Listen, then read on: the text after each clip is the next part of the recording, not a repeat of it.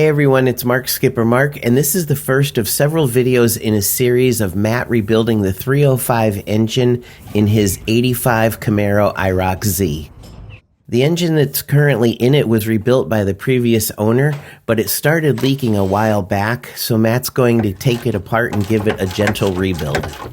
To keep costs down, he's not going to replace the lower end, and he's going to keep the heads that are on it because they're fine for the lower performance type of build that he's going for.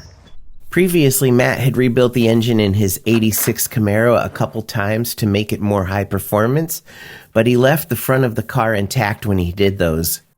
For this build, he's taking the front of the car off, which will make it much easier to get the engine out. The hood is fiberglass, and it was very easy for Nancy and Matt to take it off.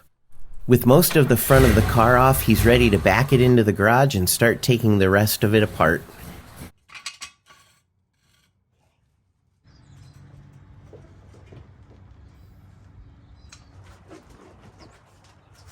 Now that it's up on the stands, the bumper can come off, followed by the hood latch system and then the engine.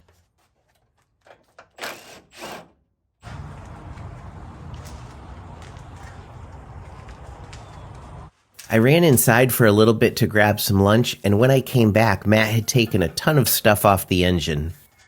He had drained the antifreeze and taken out the radiator, along with the air cleaner, carburetor, distributor, alternator, and all the pulleys and belts. So that's what Matt got done today. He actually wanted to take the engine out, but he didn't have the bolts to hold the engine on the stand once he takes it out, so he's going to do that tomorrow. But thanks for watching. If you have any questions about what he's done so far, please let me know, and I'll be happy to answer.